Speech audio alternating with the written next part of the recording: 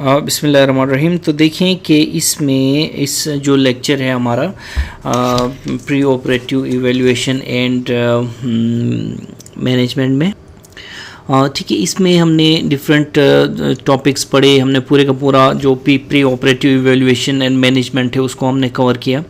लेकिन इसकी देखें हम अब थोड़ी सी समरी बनाने की कोशिश करेंगे। इस समरी में क्या होगा, हमारे निमोनिक्स होंगे, ठीक है ना, निमोनिक्स होंगे। ठीक है, तो देखें सर्जरी को हमने कहा कि एक स्ट्रेस है, ये एक स्ट्रेस है, ठीक है ना। इसमें जो है मेटाबॉलिक चेंजेस आती हैं और एंडोक्राइन चेंजेस आती हैं सर्जरी की वजह से भी और एनेस्थीसिया के ड्रग्स की वजह से भी। इसके अलावा हमने कहा कि कोमॉर्बिड पेशेंट हो तो वो फिर और भी उसकी कंडीशन डेट्रियोरेट हो सकती है because of the stress that is induced through surgery या फिर एनेस्थीसिया। ठीक है ना, इतनी सी बात हो गई।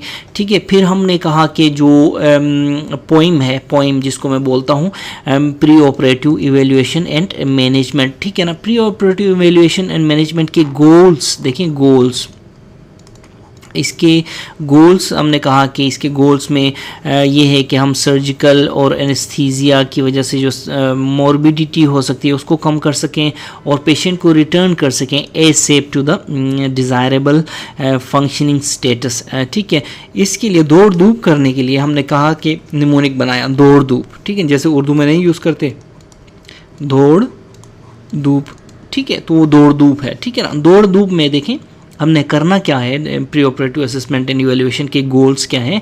इसमें हमने दो डी से क्या करना है, डॉक्यूमेंटेशन करनी है पेशेंट्स की कंडीशन की। ए से हमने क्या करना है, हमने असेस करना है पेशेंट का स्टेटस। यू से क्या करना है, हमने अनकवर करना है any hidden conditions. For example patient को भी नहीं पता होता इस तरह की डिजीज़ कभी कभी होती हैं। ठीक है, इसी तरह आर से हमने क्या करना है, रिस्क डिटर्मिनेशन, ठीक है ना, यानी कि पेरी ऑपरेटिव रिस्क डिटर्मिनेशन। इसी तरह ई से एजुकेट द पेशेंट अबाउट, ठीक है ना, अबाउट द सर्जरी, ठीक है ना, सर्जरी का जो प्रोसीजर है उसके बारे में, सर्जिकल आउटकम के बारे में, हॉस्पिटल स्टे के बारे में, ठीक है ना, intra operative post operative pain के बारे में और इंट्रा ऑपरेटिव केयर के बारे में। ठीक है, और फिर इसके अलावा फिर एनेस्थीसिया के बारे में एजुकेट, ई फॉर एजुकेशन। ठीक है, फिर डी से जो है डिक्रीज करें कॉस्ट, डी से डिक्रीज है कॉस्ट को, ओ से क्या करें, ऑप्टिमाइज़ करें पेशेंट की मेडिकल कंडीशन को, अगर कोमॉर्बिडिटीज़ हैं, ठीक है, उनके हिसाब से, ठीक है, उनको ऑप्टिमाइज़ करें ताकि हम डिक्रीज़ कर सकें मॉर्बिडिटी को that is induced, can be induced by surgery और एनेस्थीसिया। ठीक है, सर्जरी को मैं यूँ लिखता हूँ, एनेस्थीसिया को मैं यूँ लिखता हूँ। ठीक है, फिर पी से क्या है, हमारे पास प्लान है, एक plan of care of the patient, ठीक है ना, जो कि पेशेंट के लिए अप्रोप्रिएट हो। एक निमोनिक हमने यहाँ बना दिया था दौड़ धूप का, ठीक है ना। उसके बाद देखें कि जो पोइम के जो दो गोल्स हैं, ठीक है ना, वो तो मैंने बताया। अब ये गोल्स कैसे अचीव करने हैं उसके लिए हमारे पास क्या क्या है, हिप निमोनिक है, हिप, ये निमोनिक है हिप। ठीक है, एच से हमारे पास हिस्ट्री, ठीक है ना, आई से हमारे पास इन्वेस्टिगेशंस और पी से हमारे पास फिजिकल एग्जामिनेशन। ठीक है ना, तो ये हमने कहा था। ठीक है, फिर हमने कहा था कि हिस्ट्री डिटेल्ड होनी चाहिए, फिजिकल एग्जामिनेशन डिटेल्ड होनी चाहिए, इन्वेस्टिगेशंस देखें रूटीन इन्वेस्टिगेशंस के साथ साथ टारगेट ओरिएंटेड इन्वेस्टिगेशंस होने चाहिए। ठीक है ना, फिर हमने इन तीन चीज़ों को डिटेल से पढ़ने की कोशिश की। सबसे पहले हमने हिस्ट्री देखी, हिस्ट्री में हमने निमोनिक बनाया, मुसाफिर। ठीक है, मुसाफिर जैसे मुसाफिर नहीं होता, मुसाफिर, ठीक है ना। हिस्ट्री में एम से पास्ट मेडिकल हिस्ट्री, ठीक है, मेडिकल हिस्ट्री। यू से अनयूजुअल कोई रिएक्शन तो नहीं हुआ पेशेंट को एलर्जिक ड्रग्स की, एनेस्थीसिया की ड्रग की वजह से या अदर ड्रग की वजह से कोई एलर्जी, कोई इस तरह का रिएक्शन, ठीक है ना। पास सर्जिकल हिस्ट्री, ठीक है।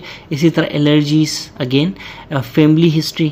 और आई से इलीगल ड्रग्स तो नहीं लेता पेशेंट जैसे निकोटीन, अल्कोहल, ओपियोइड्स। और आर से रिसेंट ड्रग थेरेपी, ठीक है, recent drug therapy and current drug therapy. Recent मतलब ऐसी ड्रग थेरेपी जो लेता था बंद कर दी है, करंट जो अभी भी ले रहा है, ठीक है। तो ये सारा निमोनिक हमने बनाया था हिस्ट्री के लिए, ठीक है ना। उसके बाद हमने कहा कि हिस्ट्री में जितने भी सिस्टम्स हैं उनको रिवाइज करना चाहिए, जैसे सीवीएस बहुत इंपॉर्टेंट है, रेस्पिरेटरी बहुत इंपॉर्टेंट है हमने कहा था। इसके अलावा इसके अलावा GIT को रिवाइज करना चाहिए, हमने कहा था न्यूरो को रिवाइज करना चाहिए, कहा था साइकोलॉजिकल फैक्टर्स को रिवाइज करना चाहिए, रीनल हिस्ट्री को रिवाइज करना चाहिए, इसी तरह एंडोक्राइन हिस्ट्री, ठीक है ना, जैसे डायबिटीज़ मेलाइटिस थायरोटॉक्सिकोसिस, ठीक है ना, इसी तरह फियोक्रोमोसाइटोमा की हिस्ट्री, ये इस तरह की चीज़ें हिस्ट्री में हमने कहा था। फिर हमने कहा था कि स्मोकिंग के बारे में पूछें, फिर हमने कहा था कि ब्लीडिंग डिसऑर्डर के बारे में पूछें, फिर हमने कहा था ड्रग एलर्जीज अगेन इसकी भी हिस्ट्री पूछें, ये हमने कहा था, ठीक है ना। फिर हमने क्या कहा था कि फिजिकल एग्जामिनेशन, हमने कहा कि हिप निमोनिक में हमने हिस्ट्री देखी, फिर हमने फिजिकल एग्जामिनेशन या क्लिनिकल एग्जामिनेशन में हमने कहा कि वंस द हिस्ट्री टेकन, उसके बाद हम फिजिकल एग्जाम करेंगे पेशेंट का, ठीक है ना, ताकि देखें एयरवे, लंग्स और हार्ट की ठीक से एग्जामिनेशन करें, वाइटल साइंस के साथ हमने कहा था, ठीक है ना। अगर एबनॉर्मल है तो हमने कहा था कि इन्वेस्टिगेट कर लें इनको, ठीक है ना, बिफोर इलेक्टिव सर्जरी, ठीक है। तो फिर हमने कहा था कि एयरवे के बारे में हम आए थे। एयरवे देखें, एयरवे के प्रिडिक्टर्स, एयरवे के बारे में क्लिनिकल एग्जामिनेशन करने से पहले हमने कहा था कि प्रिडिक्टर्स, देखें predictors of difficult intubation, predictors of mass ventilation हमने देखने थे इसमें पेशेंट में, ठीक है ना। तो देखिए फॉर एयरवे के लिए हमने कहा था कि इसमें मॉडिफाइड मेलम्पेटी स्कोर, क्या कहते हैं, मॉडिफाइड मेलम्पेटी स्कोर से हमने कहा था कि इससे असेस करते हैं, ठीक है। जो इसमें पेशेंट, डॉक्टर बैठा होता है, ठीक है, इधर पेशेंट होता है, ठीक है, बगैर आ किए उसने क्या करना है, उसने टंग बाहर निकालनी है और हमने उसको एग्जामिन करना है, ठीक है ना।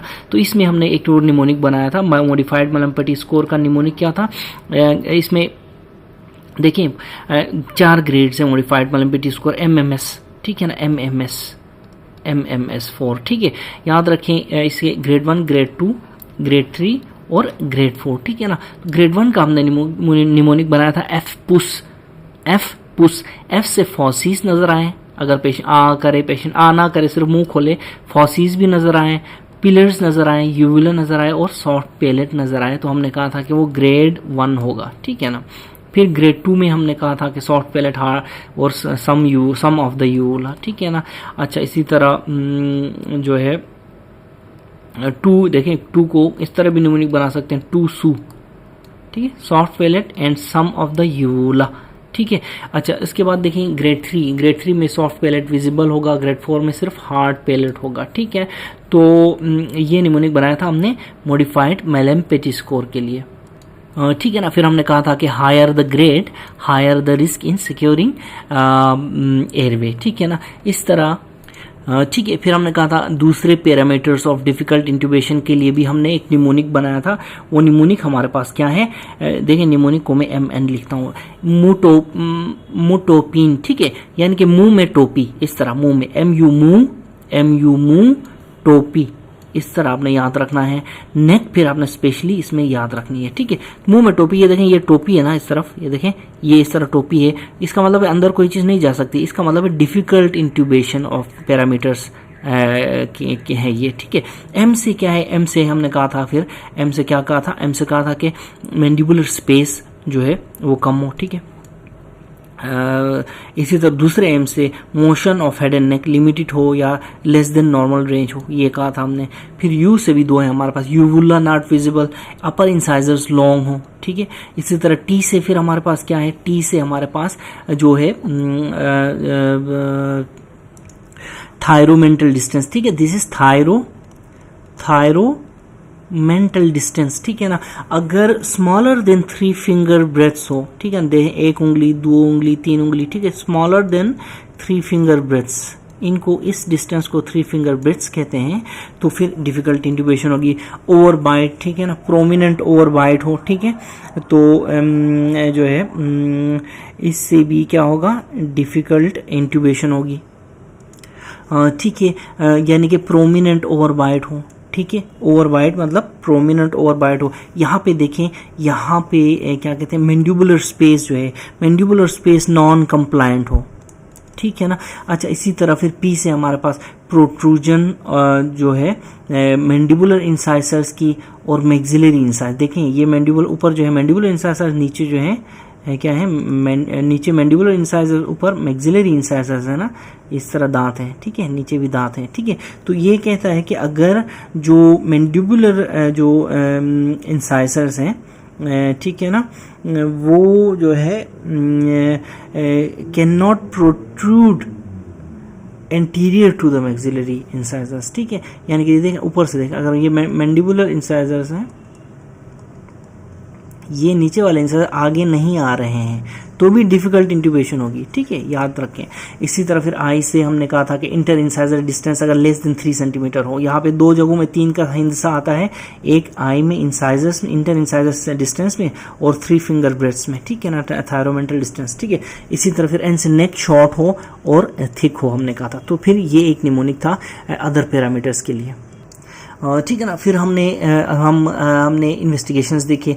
इन्वेस्टिगेशंस जो हैं वो हमने कहा था कि हिस्ट्री और फिज़िकल एग्जामिनेशन की बेस पे, ठीक है ना, ये याद रखें। हमने कहा था कि best methods of screening our history and physical examination, ठीक है ना, ये कहा था हमने। फिर नीचे आके हमने देखा कि जो डिफरेंट हमने टॉपिक्स डिस्कस किए, इसके अंदर हमने ये भी कहा कि 5% ऑफ द पॉपुलेशन जो है, जो ऐसी होती है जिसके रिजल्ट्स नॉर्मल उसमें फॉल नहीं करते, ठीक है ना। इसी तरह फिर जो ठीक है, हमने ये भी कहा था कि प्रायर टू सर्जरी जो इन्वेस्टिगेशंस हैं, they are on the basis of 4 things: history, physical examination, age and complexity of the surgery, ठीक है ना। फिर हमने कहा था कि जो रूटीन जो लेब्स हैं, ठीक है, उनके बारे में हमने डिस्कस किया कि रूटीन लेब्स कब कब करवाने चाहिए। फॉर एग्जांपल जो हमारा हो गया सीबीसी, हमारा हो गया सीरम इलेक्ट्रोलाइट्स, क्रिएटिनिन, ठीक है। इसी तरह इको को हमने डिस्कस किया, ठीक है। यहाँ पे एक ख़ास बात देखा, हमने बताई थी कि 60 ईयर्स से अबव हो तो इको जो है वो आपको एक इंडिकेशन बनती है इको की। फिर क्लोटिंग स्क्रीनिंग के लिए इंडिकेशंस हमने देखे, चेस्ट एक्सरे के लिए हमने देखा, ठीक है ना। इसी तरह फिर हमने कहा कि प्रेगनेंसी टेस्ट जो है ऑल चाइल्ड बियरिंग एज में हमें करवाना चाहिए, हमने कहा, ठीक है। ग्लूकोज लेवल्स जो है, ठीक है ना। इसी तरह HbA1c, ठीक है, डायबिटिक पेशेंट्स में LFTs जो है, हेपेटाइटिस, जॉन्डिस, सिरोसिस का पेशेंट हो, हिस्ट्री हो, ठीक है। तो फिर हमने कहा कि हिस्ट्री, फिजिकल एग्जामिनेशन, इन्वेस्टिगेशंस की बेस के पे फिर एडवांस टेस्ट करवाने चाहिए। फॉर एग्जांपल ABGs हो गया, ठीक है ना, एंजियोग्राम हो गया, CT scan, cardiac perfusion scans, ये जो टेस्ट हैं ये एडवांस टेस्ट हैं, ये हैं एडवांस्ड टेस्ट, ठीक है। अच्छा, फिर हमने कहा कि जो हमने ASA पढ़ा, ठीक है ना, ASA का क्राइटेरिया पढ़ा, ठीक है। इसमें हमने देखा कि 6 क्लासेस हैं ASA के, ठीक है, और क्लास 1 से लेके 6 तक कोई भी पेशेंट इनमें फॉल कर सकता है, ठीक है ना। इसी तरह हमने एक निमोनिक बनाया था बैंक ऑफ पंजाब, ठीक है ना। बैंक ऑफ पंजाब जो है ASA क्लास 1 के लिए निमोनिक है। No biochemical, no organic, no physiological और साइकेट्रिक डिस्टरबेंस हो तो वो ASA 1 में फॉल करता है। तो ये भी एक निमोनिक है, आपने याद रखना है। क्या है ये? बैंक ऑफ पंजाब, ठीक है ना। Bank of Punjab is also a mnemonic that we made, ठीक है ना। इसके अलावा देखें हमने फिर ASA 2 की पूरी डिटेल पढ़ी।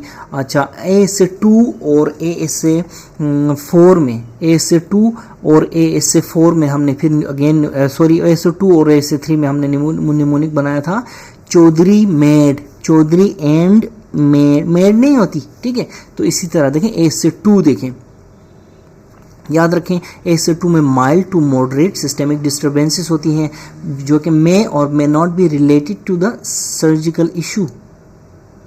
बहुत इंपॉर्टेंट पॉइंट है ये, ठीक है। तो अब चौधरी एंड मेड के बारे में क्या है कि देखें, सी से क्रोनिक ब्रोंकाइटिस हो, हार्ट डिजीज तो हो लेकिन स्लाइटली लिमिटिंग फिजिकल एक्टिविटी हो, ठीक है ना।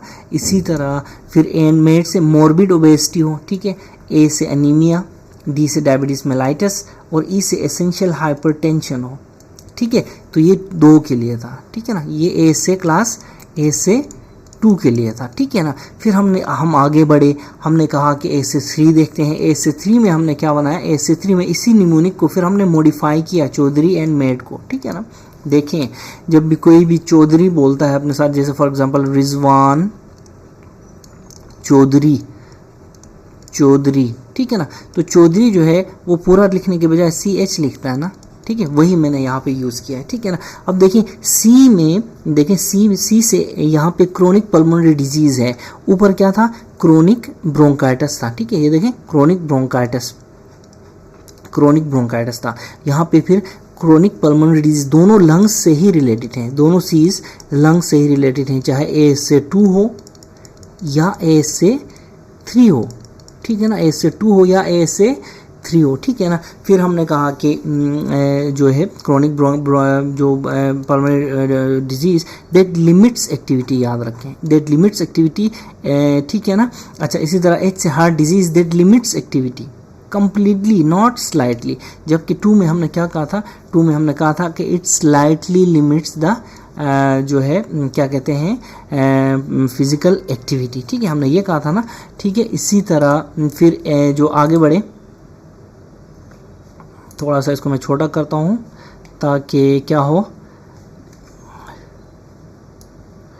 ठीक है ना। तो फिर ये देखें, मैं M से फिर MI आता है, यहाँ पे M से क्या था, मोरबिड ओबेसिटी, 2 में ओबेसिटी था, जबकि M से क्या है, M से MI है, ठीक है ना, प्रायर MI, याद रखें, ठीक है। इसी तरह A से एंजाइना पेक्टोरिस है, यहाँ पे क्या था, A से अनीमिया, A से 2 है, ये याद रखें A से 2 है, और ये A से 3 है, ठीक है। D से डायबिटीज मेलाइटस था इधर, यहाँ पे ये देखें, जबकि यहाँ भी डायबिटीज मेलाइटस है लेकिन विथ वेस्कुलर इंसफिशिएंसी VI, ठीक है ना, ठीक है ना, यानी कि डायबिटीज मेलाइटस विथ कॉम्प्लिकेशंस हो तो ऐसे 3 में फॉल करेगा। इसी तरह E है एसेंशियल हाइपरटेंशन, इधर भी एसेंशियल हाइपरटेंशन है, लेकिन यहाँ पे क्या है, पुअरली कंट्रोल्ड एसेंशियल हाइपरटेंशन, ठीक है ना। तो ये देखें 2 और 3 में हमने चौधरी एंड मेड का निमोनिक बनाया था, ठीक है। अच्छा, वहाँ से आगे जाए 4 देखें, A से 4 सेम साउंड जो है, जैसे सीवियर से के साथ हमने कहा था कि ये सेम साउंड सी आ रही है, ठीक है ना, इसको हमने A से 4 का नाम दिया था, ठीक है ना। ये देखिए 4 सीवियर, ठीक है। तो इसमें सीवियर डिस्टर्बेंसेस होती हैं, जैसे CCF, persistent angina pectoris, advanced dysfunction जैसे रीनल, पल्मोनरी, हेपेटिक, ये एडवांस्ड डिसफंक्शन होती है, ये लाइफ थ्रेटनिंग हो सकता है, विद और विदाउट सर्जरी वो आता है, फॉल करता है जो है A से 4 में, यानी सर्जरी करो या नहीं, पेशेंट इज एट रिस्क, इधर वे पेशेंट इज एट रिस्क। फिर हमने कहा था 5 A से 5 में हमने क्या कहा था, A से 5 में कहा था कि लास्ट रिजॉर्ट है, ठीक है ना, लास्ट रिजॉर्ट। अब मोरिबुंड पेशेंट, ये 5 ऐसे, कुछ लोग ऐसे करके हाथ मारते हैं ना पीछे, वो उस पे, ठीक है। तो मोरिबुंड पेशेंट, ठीक है, यानी कि एज ए रिसिस्टेशन एफर्ट के लिए हम लेके आते होते हैं पेशेंट को। फॉर एग्जांपल एक कैसा ruptured abdominal aneurysm, pulmonary infusion, cerebral oedema और अनकंट्रोल्ड जो है हेमरेज के साथ, ठीक है। फिर हमने 6 कहा था, 6 is a declared brain dead patient होता है, हमने कहा था, ठीक है ना। ऑर्गन डोनेशन के लिए हमने, या रिमूवल और ऑर्गन डोनेशन के लिए हमने इसको एडमिट किया होता है, याद रखें। E is added as an emergency operation, E सबके साथ ऐड किया जा सकता है, A से 1E, A से 6E इस तरह, ठीक है ना। A इज एडिट हमने कहा था, ठीक है, ठीक है ना। फिर हमने क्या कहा था, फिर हमने स्पेसिफिक जो है प्री ऑपरेटिव जो क्या कहते हैं, स्पेसिफिक प्री ऑपरेटिव जो प्रॉब्लम्स के लिए स्पेसिफिक प्री ऑपरेटिव मैनेजमेंट पढ़ी थी, ठीक है ना। हमने क्या कहा, हमने क्या पढ़ा था, स्पेसिफिक प्री ऑपरेटिव प्रॉब्लम्स के लिए स्पेसिफिक प्री ऑपरेटिव मैनेजमेंट पढ़ी। हमने कहा कि रिस्क को जो है, रिस्क, और एक तरफ हमारे पास रिस्क होते हैं, एक तरफ हमारे पास जो है जो बेनिफिट्स होती हैं। तो जो बेनिफिट्स जो हैं वो ओवरवेट, यहाँ पे देखें इस जगह में बेनिफिट्स लिखें, बेनिफिट्स यहाँ पे लिखें रिस्क्स, तो बेनिफिट्स शुड ओवरवेट हमने कहा था, हमने कहा क्या कहा था, बेनिफिट शुड ओवरवेट, ठीक है ना। हमने कहा था कि पेशेंट जो है कोई सर्जरी होनी है उसकी, ठीक है ना, तो आपने क्या करना है, अगर साथ में उसकी कोमॉर्बिडिटीज़ भी हैं, ठीक है ना, तो आपने उसको मैनेज करना है अनटिल पेशेंट का एक ऐसा स्टेटस हमें अचीवेबल हो जाए कि हम उसके बाद सर्जरी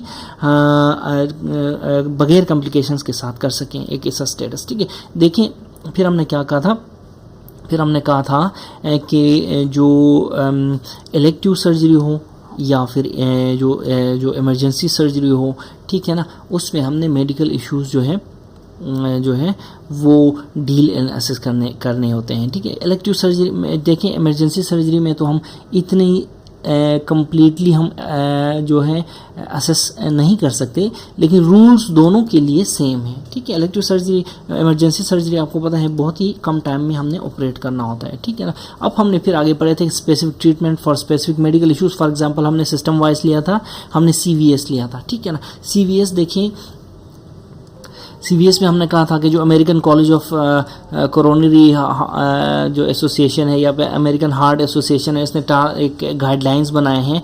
गाइडलाइंस में उन्होंने हमने क्या दिए हैं, उन्होंने हमने क्या कहा था कि उन्होंने दिए हैं 3 कैटेगरीज ऑफ प्रिडिक्टर्स। देखिए, माइनर प्रिडिक्टर्स, ठीक है, क्लिनिकल प्रिडिक्टर्स, ठीक है, यानी कि markers of unstable coronary artery disease, ठीक है। ये माइनर प्रिडिक्टर्स क्या है, markers of unstable coronary artery disease, minor याद रखें, ये निमोनिक याद रखें। जो इंटरमीडिएट है ना, intermediate, these are markers of stable coronary artery disease, ठीक है। इसी तरह फिर जो क्या कहते हैं, सॉरी मैं क्या कह रहा हूँ, जो मेजर है, मेजर ये है, म्योकार्ड को यहाँ से काटें, म्योकार्ड का निमोनिक काटें यहाँ से, म्योकार्ड जो है यहाँ पे markers of unstable coronary artery disease है, ठीक है। इसी तरह जो इंटरमीडिएट है, markers of stable coronary artery disease है, ठीक है, ठीक है ना। फिर जो ये माइनर है, ये फिर क्या है, ये increase probability of coronary artery disease show करते हैं, ठीक है ना। तो फिर हमने क्या कहा था कि फिर हमने क्या कहा था, तो फिर हमने क्लिनिकल प्रिडिक्टर्स देखे थे, ठीक है ना, क्लिनिकल प्रिडिक्टर्स, ठीक है। फिर यहाँ पे हमने क्या कहा था कि जो पेशेंट है उसको अगर MI हुआ है तो मायोकार्डियम को हीलिंग कंप्लीट होने में और थ्रोम्बोसिस को रिजॉल्व होने में हमने कहा था कि 6 वीक्स लगते हैं, 6 वीक्स, 6 वीक्स। इसी तरह हमने कहा था कि किसी पेशेंट की 40 दिन से पहले अगर कोरोनरी रिवस्कुलराइजेशन हुई है तो वो एक हाई रिस्क पे है, ये भी हमने कहा था, उसको हाई रिस्क पेशेंट हम समझेंगे, ये कहा था हमने, ठीक है। तो इसी तरह फिर हमने डिटेल पढ़ी थी, किस किस चीज़ की हमने डिटेल पढ़ी थी, जो मेजर क्लिनिकल प्रिडिक्टर्स के, ठीक है। मेजर क्लिनिकल प्रिडिक्टर्स का फिर हमने क्या कहा था, हमने एक निमोनिक बनाया था, ठीक है। फिर हमने क्या कहा था कि पेरी ऑपरेटिव जो रिस्क है that is increase if there is a major clinical predictor. तो हमने क्या कहा था, इलेक्टिव सर्जरी को पोस्टपोन करें कहा था, और वाइटल सर्जरी जो है वो आपने करनी है कहा था। तो पोस्टपोन कर इलेक्टिव सर्जरी को पोस्टपोन करके हमने क्या कहा था, मीन वाइल पेशेंट को हमने क्या कहा था कि इन्वेस्टिगेट करें और असेस करें कहा था, ठीक है ना। तो देखें फिर मेजर क्लिनिकल प्रिडिक्टर्स पढ़े, ठीक है। मेजर क्लिनिकल प्रिडिक्टर्स का हमने क्या कहा था, मकाव निमोनिक बनाया था। मकाव तोता नहीं होता, मकाव एक तोता होता है, ठीक है। देखें इसमें अगर पेशेंट की MI जो है लेस देन 6 वीक्स के बीच में उसको MI हुआ है, मेजर क्लिनिकल प्रिडिक्टर है। अगर पेशेंट जो है उसका जो उसको एंजाइना है, A से एंजाइना है जो कि अनस्टेबल एंजाइना है और सीवियर एंजाइना है, ये कहा था। इसी तरह C से हमने CHF, ठीक है, वो भी कौन सा, डीकम्पेंसेटेड CHF हो तो मेजर क्लिनिकल प्रिडिक्टर है, ठीक है। इसी तरह A से एरिथमियास हो, not simple arrhythmias but significant, ठीक है ना, तो भी पेशेंट जो है मेजर क्लिनिकल प्रिडिक्टर्स में आ जाएगा, ठीक है ना। और ये सिग्निफिकेंट एनीमिया फिर क्या कराता हो, सिग्निफिकेंट हीमोडायनेमिक इंस्टेबिलिटी कराता हो, ठीक है। इसी तरह V से हमने कहा था कि वेस्कुलर डिजीज हो, ठीक है ना, एओर्टिक स्टेनोसिस या फिर मिट्रल स्टेनोसिस हो, एओर्टिक स्टेनोसिस या फिर मिट्रल स्टेनोसिस हो, ठीक है ना। और विथ वॉल्यूलर एरिया कितना, लेस देन 1 सेंटीमीटर स्क्वायर हमने कहा था, ठीक है ना। इसी तरह C से दूसरा केबेज हुई हो पेशेंट की या फिर पटका, ठीक है ना। पटका इज परक्यूटेनियस ट्रांसलुमिनल कोरोनरी एंजियोग्राफी है, ठीक है। ये भी 6 वीक्स के ड्यूरेशन से कम टाइम पे पटका हुई हो, लास्ट 6 वीक्स के अंदर, ठीक है। तो ये सारे का सारा हमने कहा था कि मेजर क्लिनिकल प्रिडिक्टर्स हैं। फिर हमने कहा इंटरमीडिएट क्लिनिकल प्रिडिक्टर्स पढ़े, ठीक है। हमने क्या कहा था कि intermediate predictors are markers of stable, MSCAD, ठीक है ना, हम markers of stable coronary artery disease कहा था, ठीक है ना। तो इसको हमने निमोनिक क्या बनाया था, निमोनिक हमने बनाया था कि स्टेबल, ठीक है। स्टेबल नहीं होता जहाँ पे गोड़ा होता है, ठीक है ना। तो स्टेबल, ठीक है, आई से इंटरमीडिएट क्लिनिकल प्रेडिक्टर्स, बाकी स्टेबल से स्टेबल कोरोनरी आर्टरी डिजीज हमने कहा था, ठीक है। ठीक है, फिर हमने जो निमोनिक बनाया था जो इंटरमीडिएट क्लिनिकल प्रेडिक्टर्स के लिए भी, मैक एंड दीर, ठीक है। दीर पाकिस्तान स्वात में एक सिटी का नाम है, ठीक है ना। हमने क्या कहा था कि ये जो घोड़ा है, ये जो अस्तबल है, घोड़ा जो है अस्तबल में है, और अस्तबल का घोड़े का नाम क्या है, मैक। हमने कहा था मैक नाम है घोड़े का, और वो जगह किस सिटी में ये अस्तबल है, दीर में, ठीक है ना, दीर में हमने कहा था। तो एम से क्या आता है, देखिए एम आई हो ग्रेटर देन 6 वीक्स, जबकि ऊपर देखें हमने क्या पढ़ा था मेजर में, एम आई लेस देन 6 वीक्स में पढ़ा था ना। तो यहाँ पे क्या है, यहाँ पे एम आई है ग्रेटर देन 6 वीक्स, ठीक है। इसी तरह फिर आगे आओ, और एम से ही एम आई हो less than 3 months plus complicated भी हो, तो ठीक है। ये देखें दो एम आई 2 हैं यहाँ पे, ठीक है। इसी तरह ए से एंजाइना हो माइल्ड एंजाइना हो, नॉट सीवियर, जबकि यहाँ पे एंजाइना अनस्टेबल और सीवियर था ऊपर, ठीक है ना। इसी तरह सी से केबेज या फिर पटका जो है वो ग्रेटर देन 6 वीक्स या लेस देन 3 मंथ्स या ग्रेटर देन 6 ईयर्स, ठीक है ना, जो है उसमें हो, और विथ जो है एंटी एंजाइनल थेरेपी, किधर गया, और विथ एंटी एंजाइनल, ये देखें AAT मैंने यहाँ पे लिखा, विथ एंटी एंजाइनल थेरेपी हमने कहा था, ठीक है। इसी तरह सी से ही CHF कॉम्पेंसेटेड हो, यहाँ पे सी से क्या था, CHF कंजेस्टिव हार्ट फेलियर डीकम्पेंसेटेड ना, यहाँ पे जो है कंपेंसेटेड है, ठीक है। यहाँ पे क्या है, इंटरमीडिएट में कंपेंसेटेड है, ठीक है ना। विथ इफ्यूजन्स कितना, इफ्यूजन लेस देन 0.35, ठीक है, सॉरी इफ्यूजन कह रहा हूँ, ejection fraction EF ejection fraction less than 0.35, ठीक है। फिर डी से डायबिटीज़ मेलाइटस हमने कहा था, डायबिटीज़ मेलाइटस। आर से रीनल इंसफिशिएंसी हमने कहा था, और आई से देखिए, आई से इंपॉर्टेंट है, आई से हो इस्कीमिया, ठीक है। आई से क्या हो, इस्कीमिया, ये इस्कीमिया जो है साइलेंट हो, ठीक है ना। ये कैसे पता चलेगा, हम होल्टर मॉनिटरिंग में हमने कहा था कि होल्टर मॉनिटरिंग से पता चलेगा, ठीक है। तो ये तो थे इंटरमीडिएट। देखें फिर माइनर क्लिनिकल प्रेडिक्टर्स पे आ गए थे हम। माइनर क्लिनिकल प्रेडिक्टर्स देखें, ये हमने कहा था ये माइनर है, ठीक है। इसमें डिफरेंट चीज़ें यहाँ पे आप रोक के पढ़ सकते हैं, ठीक है। और ठीक है ना, इसमें कहा था कि फैमिली हिस्ट्री हो, एज ग्रेटर देन 70 और ECG एबनॉर्मेलिटीज़ हों, जैसे left bundle branch block, arrhythmias और LVH। इसके लिए हमने फिर निमोनिक बनाया था। हमने क्या निमोनिक बनाया था, लाल, ठीक है। L से left bundle branch block, A से एरिथमियास और फिर L से LVH निमोनिक बनाया था, ठीक है। फिर हिस्ट्री ऑफ CVA हमने कहा था, स्ट्रोक और CVA की हिस्ट्री। इसी तरह फिर हिस्ट्री ऑफ क्या कहा था हमने, अनकंट्रोल्ड हाइपरटेंशन।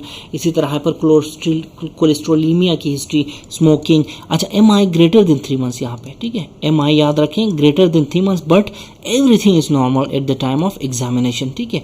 नो इवन जो है ट्रीटमेंट, पेशेंट इवन ट्रीटमेंट पे नहीं है। हिस्ट्री MI तो हुआ है उसको, लेकिन पेशेंट ट्रीटमेंट में नहीं है, तो ये एक माइनर क्लिनिकल प्रेडिक्टर है। इसी तरह केबेज के बारे में हमने बात की थी, ग्रेटर देन 3 मंथ्स को मैं ऐसे लिखता हूँ, ठीक है ना, मंथ्स और पेशेंट जो है, पेशेंट को कोई दवाई भी नहीं ले रहा हो, कोई एंजाइना भी नहीं हो, ठीक है, केबेज के बाद, ठीक। केबेज हुआ उसको 3 महीने पहले से, ठीक है। इसी तरह हमने पटका की बात की। पटका देखें, पटका वही वाली बात है, इसको मैं ऐसे ही पटका बोलता हूँ, PTC है, ठीक है आप, ठीक है ना। परक्यूटेनियस पटका के बारे में यहाँ देखें, मैंने क्या कहा था, पटका इज परक्यूटेनियस ट्रांसलुमिनल कोरोनरी एंजियोप्लास्टी, ठीक है। यहाँ पे माइनर में पटका जो है 6 साल पहले की हुई हो, ठीक है, लेकिन अब उसको कोई एंजाइना ना हो, कोई जो है ड्रग नहीं ले रहा हो, वो कोई platelet therapy this and that, ठीक है, एंटी प्लेटलेट थेरेपी या फिर एंटी एंजाइनल थेरेपी भी नहीं ले रहा हो, तो माइनर क्लिनिकल प्रेडिक्टर में आएगा, हमने कहा था, ठीक है ना। फिर हमने कहा था कि जितना किसी पेशेंट को MI हुआ है, जितना टाइम पास हो गया है उतना ही रिस्क कम होता जाएगा, ठीक है ना। जैसा कि फॉर एग्जांपल अगर लेस देन 3 मंथ्स है तो पेरी ऑपरेटिव रिस्क जो है वो 20 से 30% है उसको, ठीक है ना। अगर 4 से 6 महीने हैं तो 10 से 20% रिस्क आ जाएगा। अगर ग्रेटर देन 6 मंथ्स है तो 5% रिस्क है किसका, पेरी अरेस्ट का, पेरी अरेस्ट का, यानी ड्यूरिंग ऑपरेशन या ऑपरेशन से एक दिन बाद या ऑपरेशन के दौरान, ठीक है। अब फिर हमने ये कहा था, फिर हमने क्या कहा था कि जो पेरी अरेस्ट है वो एक लिथल लेयन है, हमने कहा था it is a lethal Leyen, हमने कहा था। और लिथल लेयन जो है किसके साथ है, 50% ग्रेटर देन 50% मोर्टेलिटी के साथ है, हमने कहा था, ठीक है ना। तो ठीक है, फिर हमने कहा था कि जो एमआई है, पेशेंट को, किसी पेशेंट को एमआई हुई है, उसकी एंजियोप्लास्टी हुई है, बाईपास हुआ है, स्टेंटिंग हुई है, तो ये डिक्रीजेस द इंट्रा ऑपरेटिव या पेरी अरेस्ट को ये कम करता है, कहा था, ठीक है ना।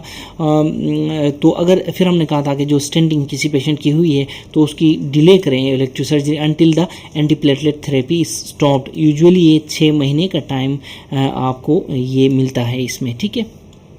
फिर हमने यहाँ पे एक इम्पॉर्टेंट बात बताई थी कि देखो जो एंजाइना है, एंजाइना उसमें पेरी अरेस्ट का चांस ज़्यादा होता है, ठीक है ना। और अनस्टेबल एंजाइना हो तो उसमें increase risk of peri arrest होता है, ऑलमोस्ट 25% रिस्क होता है अनस्टेबल एंजाइना में पेरी अरेस्ट का, ठीक है ना। फिर हमने कहा था कि जो अनस्टेबल एंजाइना है प्लस उसको सर्जिकल इशू भी है, तो आपने क्या करना है, उसको सीधे सीधे रेडियोलॉजिस्ट को रेफ़र करना है, सही रेडियोलॉजिस्ट से इवेल्युएशन करवानी है, कहा था, ठीक है। तो ये तो था अबाउट, ठीक है ना, जो एमआई, ठीक है। देखिए हम सीवीएस पढ़ रहे थे ना यहाँ पे, ठीक है। सीवीएस में हमने डिफरेंट एमआई हमने डिस्कस किया। अब हम पढ़ेंगे congestive heart failure and surgical issue, ठीक है, सर्जिकल पेशेंट, ठीक है। कंजेस्टिव हार्ट फेलियर के साथ आ रहा है पेशेंट को, और एडिमा भी है उसको, जो है इसके अलावा जो एडिमा के अलावा क्या है उसको पैरोक्सिस्मल नॉक्टर्नल डिस्निया भी है, पीएनडी भी है। तो हमने कहा था कि वो पेरी ऑपरेटिव रिस्क बढ़ जाता है उसमें। फिर हमने कहा था कि जो लेफ्ट वेंट्रिकुलर इजेक्शन फ्रैक्शन है एक इम्पॉर्टेंट प्रिडिक्टर है, कहा था हमने सर्वाइवल के लिए, ठीक है ना। फिर हमने कहा था कि जो लेफ्ट वेंट्रिकुलर इजेक्शन फ्रैक्शन हम Muga scan, MUGA Muga scan के जरिए हम फाइंड आउट करते हैं। फिर हमने कहा था कि पेशेंट जो है अगर इजेक्शन फ्रैक्शन उसका 35% से कम है तो उसके 20%, अराउंड 20% उसके क्या है, उसका मोर्टेलिटी रेट है। इसी तरह MR मोर्टेलिटी रेट, ठीक है। इसी तरह इजेक्शन फ्रैक्शन ग्रेटर देन 55 है तो मोर्टेलिटी रेट 2.2 पे आ जाता है। आप अंदाज़ा करें, हमने 35 और 50 जो है के बीच में जो इजेक्शन फ्रैक्शन का डिफरेंस देखा, 35 से कम है तो हमने कहा था कि ये क्या है, 19.5% मोर्टेलिटी रेट है। 55 कर लो इसको, 55 से ज़्यादा है तो 2.2% मोर्टेलिटी रेट है, हमने कहा था, ठीक है। फिर हाइपरटेंशन पे आ जाते हैं, ठीक है। हाइपरटेंशन देखें, अगर किसी की इलेक्टिव सर्जरी हो रही है तो हमने कहा था कि जो बीपी को मेंटेन करें, वो पेशेंट हाइपरटेंसिव भी है, ठीक है ना, तो उसको बीपी में मेंटेन करें, कहा था हमने। और अगर न्यू ड्रग कोई इस बीच में इंट्रोड्यूस हुई है तो उसके लिए हमने कहा था कि 14 दिन का टाइम दे, 15 दिन का, ठीक है ना। इसको कहते हैं, हमने क्या कहा था, स्टेबिलिटी पीरियड है ये, ठीक है। फिर हमने वेल्युलर हार्ट डिजीज़ हमने देखें जो वेल्युलर हार्ट डिजीज़ हैं अप्रोप्रिएट, हमने कहा था कि रेफरल टू कार्डियोलॉजिस्ट इम्पॉर्टेंट है, appropriate referral to anaesthetist important है, कहा था। हमने कहा था कि mechanical heart MHV mechanical heart valve में अगर पेशेंट वारफेरिन ले रहा है तो उसको क्या कहना है, आपने 5 डेज प्रायर टू सर्जरी आपने वारफेरिन स्टॉप करनी है, एक अचीव करने की कोशिश करनी है, एक INR of 1.5 less than 1.5 ideally, ठीक है। और फिर जो है अप्रोप्रिएट APTT, आपका APTT 1.5 टाइम्स नॉर्मल पे हो तो आपने इन्फ्यूजन स्टार्ट करनी है अनफ्रैक्शनेटेड हेपेरिन की। और यही अनफ्रैक्शनेटेड हेपेरिन भी हमने क्या करना था, 2 आवर्स बिफोर सर्जरी हमने स्टॉप करना था। ये हमने कहा था कि हेपेरिन और वारफेरिन हम फिर पोस्ट ऑप स्टार्ट करेंगे, ठीक है ना। जो हेपेरिन है हम इसको स्टॉप करेंगे once the maximum effect of warfarin starts, ठीक है, हमने ये कहा था। पेसमेकर के बारे में हमने कहा था, बहुत इंपॉर्टेंट बात की थी पेसमेकर के बारे में कि never do monopolar diathermy. Monopolar diathermy आपने करनी ही नहीं है, वो सिंगल लाइन के साथ जो होती है, ठीक है ना। आप बाईपोलर आप कर सकते हैं, ठीक है, जो जिसके बाई होते हैं, ठीक है ना, बाई मतलब दो, जो 2 पोलर्स होते हैं, ठीक है। फिर हम अनीमिया पे आए थे, ठीक है। अनीमिया के बारे में हमने कहा कि पेशेंट को आप आयरन दे दें और विटामिन सप्लीमेंट्स दे दें। अगर 8 से कम है, ठीक है ना। अगर 8 से कम है तो आप ट्रांसफ्यूजन कर सकते हैं पेशेंट को, अगर कोई मेजर सर्जरी होनी है तो, ये कहा था हमने। फिर हमने नेक्स्ट उसमें कहा था ठीक है DO6 में कि जो एनेस्थीसिया और सर्जरी के जो है डिलीटेरियस इफेक्ट्स होते हैं ऑन रेस्पिरेटरी सिस्टम का था, ठीक है ना। फिर हमने कहा था कि जो पेशेंट को अगर प्री एग्जिस्टिंग कोई रेस्पिरेटरी डिजीज़ है तो फिर वो क्या करती हैं, रेस्पिरेटरी प्रॉब्लम्स इंक्रीज हो सकते हैं उसके ड्यूरिंग सर्जरी कहा था, ठीक है। अदर सिस्टम्स जो हैं CVS पे इफेक्ट्स होते हैं रेस्पिरेटरी सिस्टम के डिजीज़ की वजह से। फॉर एग्जांपल लंग्स जो है, लंग्स अगर सब ऑप्टिमली जो है काम कर रहे हैं, वेंटिलेट कर रहे हैं, तो हमने क्या कहा था कि सेचुरेशन कम हो जाएगी। इसी सेचुरेशन को पूरी करने के लिए, कंपेंसेट करने के लिए हमने कहा था कि कार्डियक लोड वर्क ज़्यादा होगा। जब कार्डियक वर्क ज़्यादा होगा तो ठीक है ना, जो फिर ये ठीक है ना कार्डियक इवेंट्स हो सकते हैं ड्यूरिंग सर्जरी, हमने कहा था, ठीक है। ठीक है, फिर हमने कहा था कि जो वाइटल कैपेसिटी है वो अगर 3 टाइम्स टाइडल वॉल्यूम से 3 टाइम्स नीचे हो, टाइडल वॉल्यूम से हमने कहा था 3x लो हो, कौन, वाइटल कैपेसिटी, ठीक है, तो फिर रेस्पिरेटरी इनसफिशिएंसी हो सकती है, हमने कहा था। तो ऐसे पेशेंट्स में इलेक्टिव सर्जरी लेप्रोटमी स्पेशली और थोरेकोटोमी, ये जो है ये क्या कर सकते हैं, ये डिक्रीज कर सकते हैं वाइटल कैपेसिटी को, क्योंकि इसमें पेन होता है और मसल कटिंग होती है, ठीक है। तो फिर हमने कहा था कि पल्मोनरी फंक्शन टेस्ट हमने करने हैं, और ठीक है ना, इस इशू से बचने के लिए पल्मोनरी फंक्शन टेस्ट करने हैं। और ठीक है, अगर फॉर एग्जांपल जो है कोई फॉर एग्जांपल किसी को प्री एग्जिस्टिंग ब्रोंकोस्पाज्म हो तो हम उसको रीजनल एनेस्थीसिया में शिफ्ट कर सकते हैं और मिनिमल इन्वेसिव सर्जरी में शिफ्ट कर सकते हैं, ताकि कॉम्प्लिकेशंस जो है, टू अवॉइड कॉम्प्लिकेशंस, ठीक है। फिर हमने एज़्मा की बात की थी। एज़्मा में देखें, एज़्मा में क्या हो सकता है, हमने कहा था कि इंक्रीज रिस्क होता है निमोनिया का और स्पुटम रिटेंशन का, ठीक है, स्पुटम रिटेंशन का। फिर हमने कहा था कि इन चीज़ों को ओवरकम करने के लिए हमने कहा था कि इनको स्टीरॉइड्स पे रखेंगे, ब्रोंकोडायलेटर्स पे रखेंगे, ठीक है ना, ब्रोंकोडायलेटर्स पे रखेंगे, हमने कहा था, ठीक है। ठीक है, फिर हमने कहा था कि ऐसा पेशेंट जो कि 10 mg greater than 10 mg prednisolone ले रहा है और अभी आपके पास सर्जरी के लिए आया है, तो उसको जो प्री ऑपरेटिवली, पर ऑपरेटिवली, इंट्रा ऑपरेटिवली या उसको स्टीरॉइड्स की ज़रूरत पड़ सकती है, कहा था, ठीक है। फिर हमने किसकी बात की थी, रिस्ट्रिक्टिव लंग डिजीज़ की बात की थी। रिस्ट्रिक्टिव लंग डिजीज़ का पेशेंट अगर आपके पास इलेक्टिव सर्जरी के लिए आया है तो वो पोस्ट ऑप जो है वो क्या हो सकता है, वो रेस्पिरेटरी फेलियर में जा सकता है, ठीक है ना, बिकॉज ऑफ फटीग, ठीक है ना। इसीलिए हमने कहा था कि ऐसे पेशेंट को पल्मो में रेफ़र करें और इनको मिनिमल इन्वेसिव सर्जरी पे भी आप रख सकते हैं, बजाय के किसको ओपन सर्जरी वगैरह का। फिर हमने स्मोकिंग की बात की थी। स्मोकिंग में के बारे में हमने कहा था कि स्मोकिंग में कार्बन डाइऑक्साइड होती है, निकोटीन होती है, ठीक। कार्बन डाइऑक्साइड फिर क्या करती है, डिक्रीज करती है, हमने कहा था oxygen delivery to the tissues, ठीक है। इसी तरह जो निकोटीन है हार्ट रेट को बढ़ाती है और पेरिफेरल वेजो कंस्ट्रिक्शन कराती है, हमने कहा था, ठीक है ना। इसी तरह साथ में स्मोकिंग क्या करती है, ब्रोंको पल्मोनरी फंक्शन को भी इम्पेयर करती है, ठीक है ना। तो हमने क्या कहा था, स्टॉप करें, हमने कहा था कि स्टॉप द स्मोकिंग, ठीक है ना, टू डिक्रीज चेस्ट कॉम्प्लिकेशंस, ठीक है ना। सिसेशन देखें, अगर आप हमने कहा था कि अगर सिसेशन हो भी जाए, पेशेंट को अगर देखें स्मोकिंग रोके, आज ही बंद करता है फॉर एग्जांपल, तो हमने कहा था कि कार्बन डाइऑक्साइड और निकोटीन जो है अपने नॉर्मल लेवल्स पे आते हैं 24 टू 48 आवर्स में, 1 से 2 दिन में। सिलियरी फंक्शन रिटर्न होता है 2 से 3 दिन में। इसी तरह लंग, ओवरऑल लंग फंक्शन जो रिटर्न होता है वो 3 महीने में जाके जो है क्या हो सकता है, नॉर्मल फंक्शन पे आ जाएगा, ठीक है। फिर हमने इन्फेक्शंस की बात की। इन्फेक्शंस अगर हैं तो हमने कहा था कि पोस्टपोन करें, अच्छा एंटीबायोटिक्स पे रखें पेशेंट को, अच्छा फिजियोथेरेपी, ठीक है। इसी तरह रीशेड्यूल करें 4 to 6 वीक्स में इन्फेक्शन वाले पेशेंट को, ठीक है। नेक्स्ट जो DO7 में हमने क्या पढ़ा था कि कोआगुलेशन इश्यूज़ पढ़े थे हमने, ठीक है। कोआगुलेशन इश्यूज़, कोआगुलेशन डिसऑर्डर्स के बारे में हमने पढ़ा था, कौन कौन से, थ्रोम्बोफिलिया का पेशेंट के बारे में, एंटी कोआगुलेशन थेरेपी जो ले रहा हो उसके पेशेंट के बारे में हमने डिस्कस किया था, और हीमोफीलियक्स के बारे में हमने डिस्कस किया था। थ्रोम्बोफिलिया देखें, प्रॉपर हिस्ट्री हमने जो है प्रीवियस हिस्ट्री के पेशेंट्स और थ्रोम्बोफिलिया के प्रीवियस हिस्ट्री के पेशेंट्स को आइडेंटिफाई करें और जो है वो एट रिस्क पे होते हैं, ठीक है। वो हमने कहा था कि दे आर एट रिस्क, या फिर हमने क्या कहा था कि जो प्रीवियस जो हिस्ट्री के साथ थ्रोम्बोफिलिया की हिस्ट्री के साथ हैं उनको, और उन पेशेंट्स को जो कि एट रिस्क ऑफ थ्रोम्बोफिलिया, उनको हमने कहा था कि आइडेंटिफाई करें और उनको थ्रोम्बोप्रोफाइलेक्सिस दें, हमने कहा था थ्रोम्बोप्रोफाइलेक्सिस दें, हमने कहा था। इसी तरह एंटीकोगुलेशन थेरेपी के बारे में हमने कहा था कि जो उससे पहले हमने कहा था कि जो ओरल कंट्रासेप्टिव पिल्स ले रहे हैं पेशेंट्स और जो हार्ट रिप्लेसमेंट थेरेपी, जो हार्मोन रिप्लेसमेंट थेरेपी ले रहे हैं, यही तो हैं वो पेशेंट्स जो एट रिस्क हैं, ठीक है, एट रिस्क ऑफ थ्रोम्बोफिलिया है।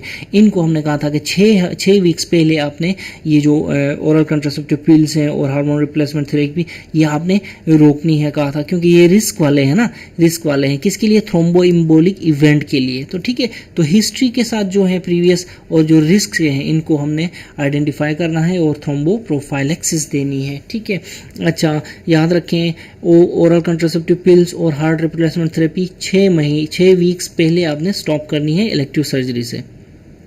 इसी तरह फिर हमने एंटीकोगुलेशन थेरेपी के बारे में कहा था कि वारफरीन को 5 दिन पहले आपने रोकना है, INR को 1.5 करने की कोशिश करनी है, जो APTT है वो 1.5 टाइम्स जब नॉर्मल हो तो इस टाइम हमने वो unfractionated heparin UFAH unfractionated heparin start करनी है, ठीक है ना। अनफ्रैक्शनेटेड हेपरिन जो है वो फिर हमने उसको भी हमने स्टॉप करना है 2 hours before surgery. Post op जो है रीस्टार्ट जो है we restart again unfractionated heparin and warfarin, ठीक है। जब वारफेरिन के इफेक्ट्स जब कंप्लीटली शो होने नज़र आ जाएं तो आपने अनफ्रैक्शनेटेड हेपरिन जो है वो आपने स्टार्ट करनी है, स्टॉप करनी है। जब वारफरीन कम्प्लीटली काम करने लग जाए अनफ्रैक्शनेटेड हेपरिन आपने स्टॉप करनी है, ठीक है ना। अब देखिए जो ब्लड थिनर्स एंड सर्जरी, ये मेरी एक वीडियो है ब्लड थिनर्स एंड सर्जरी, ये वीडियो आप ज़रूर देखें। इस वीडियो में मैंने मुख्तलिफ़ किस्म के ड्रग्स क्लोपिडोग्रिल से लेके एस्प्रिन से लेके वारफरीन से लेके इसी तरह जितने भी एपिक्सिबान वगैरह इन सब के बारे में बताया कि ऑपरेशन से पहले कब रोकनी है और ऑपरेशन के बाद कब स्टार्ट करनी है। ये सारी चीज़ें मैंने इस वीडियो में बताई हैं ब्लड थिनर्स एंड सर्जरी में, ठीक है। इसी तरह फिर वारफरीन देखें, वारफरीन इन इलेक्टिव सर्जरी, ठीक है। देखें विटामिन के दे दें फॉर रिवर्सल के लिए। विटामिन के क्या करता है 24 to 48 आवर्स में इसको रिवर्स करता है। रैपिड करेक्शन चाहिए तो FFPs दे दें, PCC दे दें, ठीक है, ठीक है। अच्छा, इसी तरह एक और भी है वो मैंने इन जगहों पे हमने डिस्कस किए हुए हैं इस वीडियो में जो मैंने पहले बताई, ठीक है। इसी तरह फिर हमने DOAD में कहा था कि ऑब्स्ट्रक्टिव जॉन्डिस वाला पेशेंट वो क्या कहा जा सकता है, हाई रिस्क ऑफ हेपेटोरेनल शटडाउन और high risk of cholangitis, high risk of sepsis, ठीक है। इसी तरह एक और पॉइंट था जिसको मैंने BD लिखा था, क्या लिखा था इसको, हाँ ये था ब्लीडिंग डायथिसिस, ठीक है, ये ब्लीडिंग डायथिसिस था, ठीक है ना। तो ऑब्स्ट्रक्टिव जॉन्डिस वाला पेशेंट हमने कहा था कि इन कंडीशंस के लिए रिस्की होता है, ठीक है ना। तो जो है और फिर ऐसे केसेस में देखें ऑब्स्ट्रक्टिव जॉन्डिस में हमने कहा था 2, 7, 9, 10 प्रोटीन CNS, बुक में 5 भी लिखा हुआ, ये भी हमने कहा था, ठीक है। तो वो ये विटामिन D के डिपेंडेंट क्लोटिंग फैक्टर्स हैं। ऑब्स्ट्रक्टिव जॉन्डिस में ये ऑब्स्ट्रक्शन है, ठीक, बाइल साल्ट्स नहीं आ रहे हैं। जब बाइल साल्ट्स नहीं आ रहे, विटामिन के अपना फंक्शन सही नहीं कर पा रहा, तो ये डेफिशिएंस होंगे, विटामिन के डिपेंडेंट फैक्टर्स डेफिशिएंट होंगे, ठीक है। तो यहाँ पे मैंने वही बात बताई, vitamin K fat soluble vitamin है, needs bile salts for this and no bile salts, no vitamin K, no dependent factors, ठीक है। इसी तरह हमने क्या कहा था कि नाउ, ठीक है, ऐसे पेशेंट्स वी गिव विटामिन के प्रायर टू सर्जरी, हमने कहा था, ठीक है। और 3 दिन के लिए हम विटामिन के देते हैं। आपको पता है ऑब्स्ट्रक्टिव जॉन्डिस की रिजीम होती है जिसमें विटामिन के, मैनिटोल, हाइड्रेशन गुड और डेक्सट्रोज वगैरह वगैरह, ठीक है। टू अवॉइड हेपेटोरेनल शटडाउन फिर हमने कहा था हाइड्रेशन देंगे। To avoid cholangitis and sepsis हमने कहा था एंटीबायोटिक प्रोफाइलेक्सिस देंगे। फिर हम आए थे मेटाबॉलिक डिसऑर्डर पे। मेटाबॉलिक डिसऑर्डर्स पे हमने रीनल फेलियर डिस्कस किया था, डायबिटीज मेलाइटिस, थायरोटॉक्सिकोसिस और हाइपोथायरॉइडिज्म ऑल्सो और ओबेसिटी हमने डिस्कस किया था, ठीक है ना। तो देखिए फिर डायबिटीज मेलाइटिस के पेशेंट्स इंक्रीज रिस्क पेशेंट्स होते हैं किसके लिए, फॉर DSDC, ठीक है। ये निमोनिक हमने बनाया था यहाँ पे DSDC, ठीक है। D से डायबिटीज डायबिटिक कीटोएसिडोसिस, S से सेप्सिस, D से अगेन D से क्या है, D से डिलेड वुंड हीलिंग और सी से CVA, इनका रिस्क होता है इन पेशेंट्स में, ठीक है। तो इसीलिए इनको क्लोज मॉनिटरिंग पे रखने के लिए बोला था, HbA1c लेवल्स चेक करने के लिए, और क्लोज जो है pre operative treatment, good pre operative treatment के लिए कहा था, ठीक है। फिर हमने कहा था कि डायबिटीज़ मेलाइटिस के पेशेंट्स जो इंसुलिन डिपेंडेंट हो सकते हैं, नॉन इंसुलिन डिपेंडेंट हो सकते हैं। हमने कहा था इंसुलिन डिपेंडेंट जो हैं उनकी पेरी ऑपरेटिव इवैल्यूएशन मैनेजमेंट कैसे की जाए, एडमिट करने को कहा था कि 1 day prior first on list रखें, और नाइट बिफोर सर्जरी उनको आपने स्टॉप करनी है लॉन्ग एक्टिंग इंसुलिन, ठीक है। लॉन्ग एक्टिंग इंसुलिन आपने स्टॉप करनी है। ग्लूकोज प्लस जो सीरम इलेक्ट्रोलाइट सुबह करवाने हैं ऑपरेशन से अर्ली मॉर्निंग, ठीक है। नो नॉर्मल इंसुलिन डोज, आपने इनको नॉर्मल इंसुलिन डोज नहीं देनी, ठीक है ना। पुट ऑन स्लाइडिंग स्केल, ये हमने कहा था। किसके बारे में कहा था? ये सारी बातें इंसुलिन डिपेंडेंट वालों के लिए, जबकि नॉन इंसुलिन डिपेंडेंट, ठीक है, they are at risk of hypoglycaemia होते हैं, हमने कहा था। जबकि हमने कहा था कि हाइपोग्लाइसीमिया इज मोर डेंजरस, ठीक है ना। अगर ये अननोटिस जाता है तो पेशेंट की ब्रेन इंजरी भी हो सकती है, कोमा भी हो सकता है, कहा था, और इसकी डेथ भी हो सकती है पेशेंट की, ये कहा था ना, ठीक है। इन पेशेंट्स के भी पोएम क्या है? Pre operative evaluation and management क्या है? फर्स्ट ऑन लिस्ट रखें, मॉर्निंग डोज मिस करें, ठीक है ना, ठीक है ना। मॉर्निंग डोज आपने मिस करनी है, ठीक है ना, ठीक है ना। मॉर्निंग डोज मिस करेंगे, 1 to 2 आवर्ली इनकी RBS करेंगे, IV कैनुला के साथ slowly going infusion of dextrose and saline रखेंगे, और रीस्टार्ट कब करेंगे? एसेप रीस्टार्ट करने की कोशिश करेंगे, क्या? ये जो एंटी हाइपरग्लाइसीमिक्स है, ठीक है ना। तो ये कहा था, हमने कहा था कि याद रखें हाइपोग्लाइसीमिया इज मोर डेंजरस, कहा था। Moderate hyperglycaemia is acceptable but hypoglycaemia is never acceptable here, ठीक है ना। फिर हमने कहा था कि if patient is on afternoon list, afternoon की लिस्ट पे है कोई पेशेंट, तो हमने क्या था उसके क्या करेंगे? ब्रेकफास्ट उसको देंगे। ब्रेकफास्ट जब देंगे ना, ब्रेकफास्ट देंगे उसको, ब्रेकफास्ट देंगे, ब्रेकफास्ट के साथ half normal dose of insulin देंगे, half normal dose of insulin देंगे। फिर हमने मेथड्स ऑफ इंसुलिन जो है इन्फ्यूजन हमने देखा था, स्लाइडिंग स्केल इन्फ्यूजन, ठीक है ना। इसमें हमने निमोनिक बनाया था जीक, ये भी हमारा एक निमोनिक है, जीक, GIK, जीक, ठीक है। हमने कहा था G से ग्लूकोज, I से इंसुलिन और K से पोटेशियम, ठीक है। या तो हमने कहा था कि इनको मिक्स करके दे सकते हैं, या फिर हमने कहा था इनको सेपरेट करके दे सकते हैं, ग्लूकोज, इंसुलिन एंड पोटेशियम हम सेपरेट करके दे सकते हैं, ठीक है ना। फिर हमने कहा था कि देखें, ठीक है ना, हमने कहा था कि इसको कंटिन्यू करें स्लाइडिंग स्केल को till patient breaks and pure and becomes able to start oral intake, ठीक है ना। जब ओरल इनटेक स्टार्ट करेगा तो आपने क्या करना है? इंसुलिन, इंसुलिन विद मील्स आपने उनको देना स्टार्ट कर देनी है, ठीक है ना। फिर हमने बात की थी लॉन्ग टर्म कॉर्टिकोस्टेरॉइड के पेशेंट की। लॉन्ग टर्म कॉर्टिकोस्टेरॉइड देखें, नॉर्मल क्या कहते हैं, नॉर्मल एड्रिनल ग्लैंड जो है ये 30 mg पर डे आपके हिसाब से आपको कॉर्टिकोस्टेरॉइड्स देता है। ये इक्विवेलेंट होता है 7.5 mg प्रेडनिसोलोन के और 30 mg हाइड्रोकोर्टिसोन के। सर्जरी हमने कहा था कि ये एक स्ट्रेस रिस्पॉन्स है। स्ट्रेस रिस्पॉन्स में ये जो 30 mg नहीं रहता, बल्कि ये 2 फोल्ड्स हो जाता है या फिर 3 फोल्ड्स हो जाता है, हमने कहा था, ठीक है ना। अब देखें, अगर ये तो ये बात नॉर्मली हो, फिजियोलॉजिक है, 2 फोल्ड्स होना इसका, 3 फोल्ड्स होना इसका, ठीक है, फिजियोलॉजिक है। लेकिन लॉन्ग टर्म कॉम्प्लिकेशन जो कॉर्टिकोस्टेरॉइड्स के पेशेंट्स में एड्रिनल ग्लैंड की सुप्रेशन होती है ऑलरेडी, ठीक है ना। इनमें एड्रिनल ग्लैंड की सुप्रेशन होती है। जब एड्रिनल ग्लैंड की सुप्रेशन होती है, ये जो 2 फोल्ड्स या 3 फोल्ड्स जो एड्रिनल ग्लैंड की सिक्रेशन होगी, ये नहीं हो पाती। जब नहीं हो पाती तो स्ट्रेस रिस्पॉन्स भी नहीं हो पाता in long term corticosteroid patients में, ठीक है ना। तो एड्रिनल ग्लैंड की इनसफिशिएंसी इंस्यू हो जाती है। एड्रिनल ग्लैंड की इनसफिशिएंसी के साइंस क्या है? ये बहुत इंपॉर्टेंट पॉइंट है। ये देखें, इसमें सब कुछ हाइपो होता है, ये भी हमारा एक निमोनिक है, ठीक है। Hypotension, hypoglycaemia, hypo heart rate यानी ब्रेडिकार्डिया, इसी तरह हाइपोजीसीएस यानी कि mental state, Altered mental sensorium या कंफ्यूजन, ये सारे के सारे ऑल डाउन जाते हैं। दिस इज आवर निमोनिक, ठीक है ना। तो ये एड्रिनल ग्लैंड की इनसफिशिएंसी के जो है एड्रिनल ग्लैंड की इनसफिशिएंसी के साइंस होते हैं, ठीक है ना। अच्छा, उसके बाद हमने कहा था, ठीक है ना, फिर हमने कहा था कि फिर हम करें क्या, करें क्या? एक पेशेंट आया है लॉन्ग टर्म कॉर्टिकोस्टेरॉइड की ट्रीटमेंट लेते हुए और उसको एड्रेनल ग्लैंड की इनसफिशिएंसी भी है, फिर हम करें क्या? हम ये करेंगे कि उनको कॉर्टिकोस्टेरॉइड थेरेपी देंगे पेरी ऑपरेटिव पीरियड में। कैसे देंगे और कितना देंगे, हाउ मच टू गिव, तो ये सर्जरी पे डिपेंड करता है कि कितनी लंबी सर्जरी है।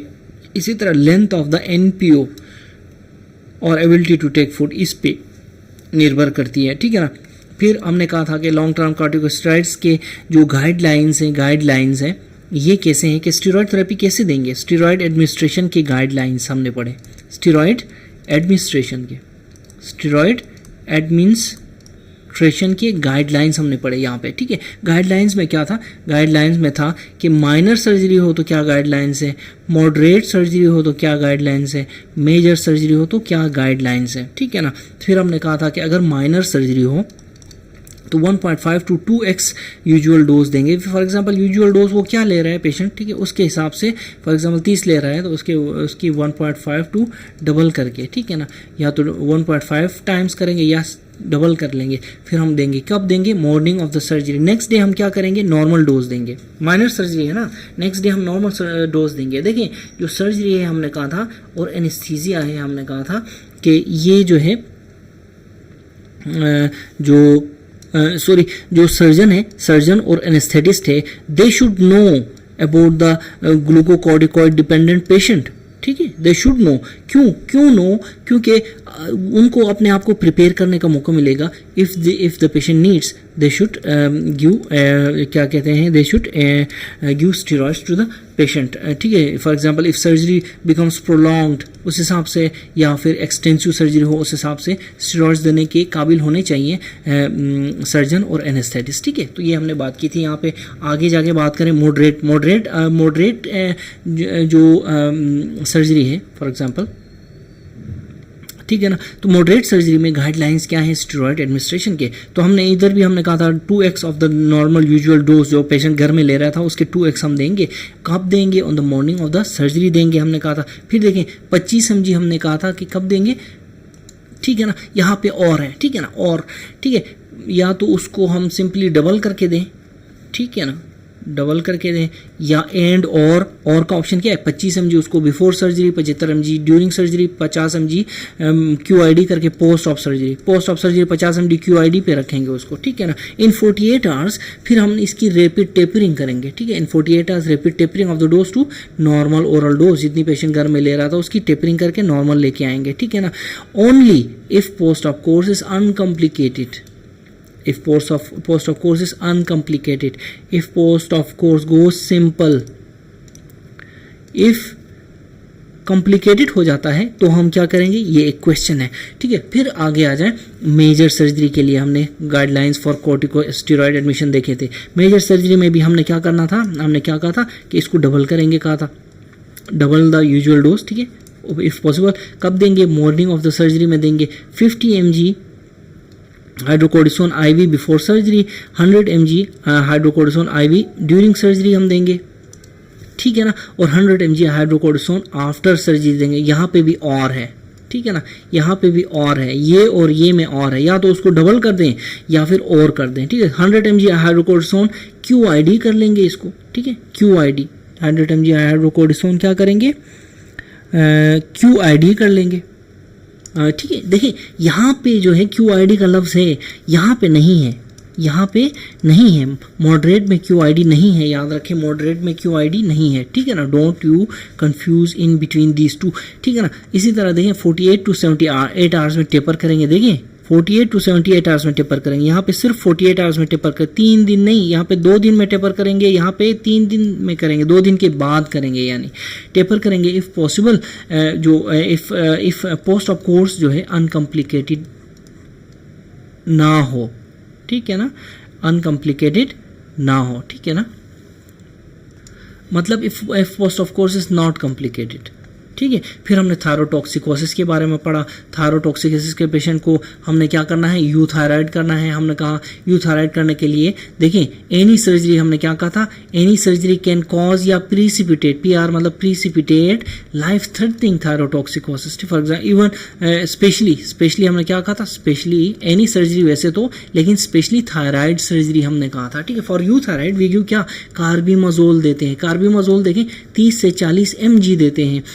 और ये यूथायराइड कब करती है, अगर आप 30 से 40 mg देंगे, ये यूथायराइड कब करेगी, इन 8 to 12 वीक्स, 8 to 12 वीक्स, एक महीने में 4 हफ्ते होते हैं, तो ये 2 हफ्ते से लेके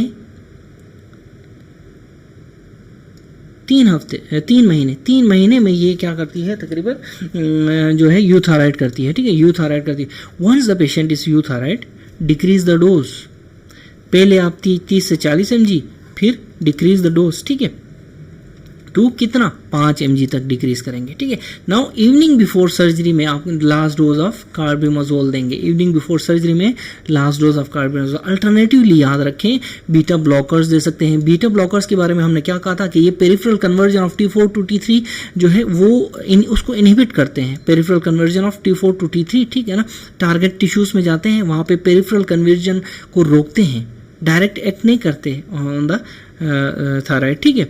इसी तरह फॉर एग्जांपल प्रोपेनोलोल 40 mg के हिसाब से TDS में हम दे सकते हैं, ठीक है। अच्छा, रैपिड कंट्रोल जो है काज करते हैं, रैपिड कंट्रोल करते हैं जो बीटा ब्लॉकर्स है, ठीक है ना। इसी तरह फिर हमने क्या कहा था, प्रेगनेंसी में प्राइलथायोयूरेसिल को प्रेफर करेंगे, कहा था कार्बिमोजोल जो है जो ब्लड प्लेसेंटल बैरियर क्रॉस करती है और ये फीटल हाइपोथायरॉयडिज्म कॉज करती है, हमने ये कहा था, ठीक है ना। टेराटोजेनिक है कार्बिमोजोल, ठीक है। इसी तरह इफ पेशेंट इज हाइपोथायरॉयडिज्म है पेशेंट को, ठीक है ना, तो क्या करेंगे, हाइपोथायरॉयडिज्म है तो हाइपोटेंशन हो सकता है, शॉक में जा सकता है, वो हाइपोथर्मिया में जा सकता है, और हाइपोवेंटिलेशन की वजह से कार्बन डाइऑक्साइड की रिटेंशन हो सकती है। याद रखें कार्बन डाइऑक्साइड की रिटेंशन हो सकती है हाइपोथायराइड की वजह से, ठीक है ना। तो जब हाइपोवेंटिलेशन होगी, कार्बन डाइऑक्साइड रिटेंशन होगी, तो फिर क्या होगी, रेस्पिरेटरी एसिडोसिस, ठीक है ना, रेस्पिरेटरी एसिडोसिस में जा सकता है, ठीक है ना। तो हमने क्या करना है, हमने इसको करेक्ट करना है, किसको, हाइपोथायरॉयडिज्म को, ठीक है ना। अगर याद रखें, सस्पेक्ट करें, अगर पेशेंट जो है फेल टू अवेक हो रहा है पोस्ट एनेस्थीसिया, तो मिक्सिडीमिक कोमा फिर आपने सस्पेक्ट करना है ऐसे पेशेंट्स में, ठीक है ना। फॉर इलेक्टिव सर्जरी हम लिवोथायरोक्सिन देंगे करेक्शन के लिए, अगर इमरजेंसी है तो लिवोथायरोक्सिन हम IV दे सकते हैं, NG के थ्रू भी दे सकते हैं, इंपॉर्टेंट पॉइंट है, ठीक है।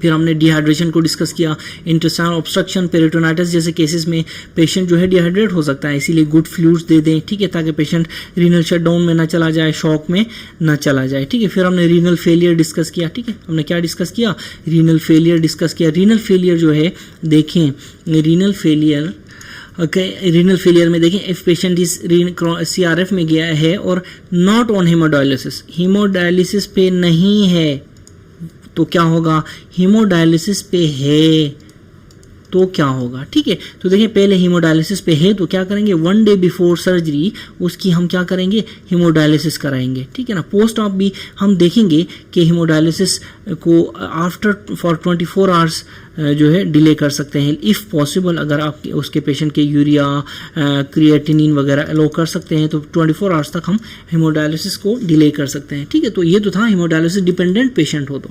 अब CRF तो है उसको, लेकिन हीमोडायलिसिस डिपेंडेंट नहीं है, तो हमने क्या करना है, ठीक है ना, हमने इनको भी सही तरीके से इनका स्टेटस बहाल रखना है। देखें इंट्रा ऑपरेटिवली हाइपोटेंशन हो सकता है ऐसे पेशेंट्स को जो डिपेंडेंट नहीं है, CRF तो है जिनको लेकिन डिपेंडेंट नहीं है, इंट्रा ऑपरेटिव हाइपोटेंशन हो सकता है।